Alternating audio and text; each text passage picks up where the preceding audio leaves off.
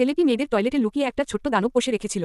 হঠাৎ সে একটা গন্ধ পেয়ে বাইরে দৌড়ে বেরিয়ে আসে, কিন্তু বাইরে বের হয়েই তার সঙ্গে ওয়াংচাইয়ের ধাক্কা লাগে। সে আর দেরি না করে দৌড় শুরু করে দেয়। ওয়াংচাইও পেছনে থেকে তাড়া করতে থাকে। ছোট্ট দানবটি দৌড়ে সিঁড়ির মুখে এসে হঠাৎ থেমে যায়, কারণ সে সিঁড়ি দিয়ে নামতে জানে না। ওয়াংচাই খুব কাছে চলে আসায় সে মরিয়া হয়ে গড়িয়ে নিচে নেমে যায়। নিচে পৌঁছে সে সামনে যা দেখে তাতে ভীষণ ভয় পায়। ওয়াংচাই বাইরে এসে দেখে ছোট্ট দানবটি কোথাও নেই। আসলে দানবটি কুকুরের চেয়েও বুদ্ধিমান। সে নিজেকে একটা ভাস্কর্যের মতো করে লুকিয়ে ফেলেছিল। সে ঘুরে দেখে মাছের পুকুরে অনেক মাছ আছে।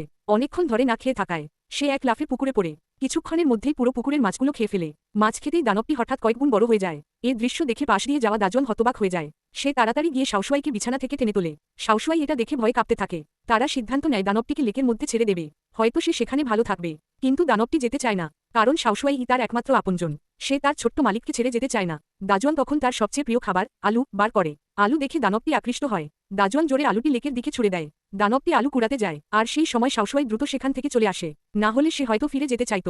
কয়েকদিন পর জন মধ্যবয়সী লোক লেকের মাঝখানে মাছ ধরতে আসে। হঠাৎ মাছ ধরার ছিপ শক্ত হয়ে যায়। মনে হয় যেন বিশাল কিছু আটকা পড়েছে।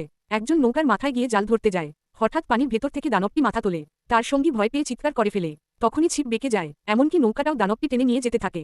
শেষ পর্যন্ত তারা তাড়াহুড়া করে ছিপের সুতো কেটে দেয়। তবেই নৌকা থামে। বেঁচে যাওয়ার আনন্দে জনই স্বস্তির নিঃশ্বাস ফেলে। এরপরের দিনগুলোতে দানবটি খুব দ্রুত পানিতে মানিয়ে নেয়। আকাশে যে দ্রুত উড়ে, সে পানিতে তার চেয়েও দ্রুত সাঁতার কাটে। এক দুপুরে শাওশুয়াই লেকের ধারে ছুটে আসে। সে দানবটিকে ভীষণ মিস করছিল। সে নৌকা চালিয়ে লেকের মাঝখানে যায়। শাওশুয়াইয়ের ডাক শুনে দানবটি পানি থেকে উঠে আসে। এবার সে আসলেই এক বিরাট দানবে পরিণত হয়েছে। শাওশুয়াইয়ের সঙ্গে একটু কথা বলে তারপর তাকে নিয়ে লেকের মধ্যে খেলতে শুরু করে। জলকে ভয় পাওয়া শাওশুয়াই দানবটির গায়ে ভর করে নিরাপদ বোধ করে। কিন্তু তাদের খেলার দৃশ্য রাস্তার পাশের এক সেনা কর্মকর্তা দেখে ফেলে। শাওশুয়াই বাড়ি ফিরে যায়, কিন্তু সে বুঝতেই পারে না পরিস্থিতি কত ভয়ানক হয়ে গেছে। সে আনন্দে বন্ধুদের সঙ্গে গল্প করছিল, অজান্তেই বিপদ আরও কাছে চলে আসে। পরের দিন সেই সেনা কর্মকর্তা পুরো লেক সৈন্য দিয়ে ঘিরে ফেলে। এক মুহূর্ত সময় না নিয়ে লেকের দিকে আক্রমণের নির্দেশ দেয়।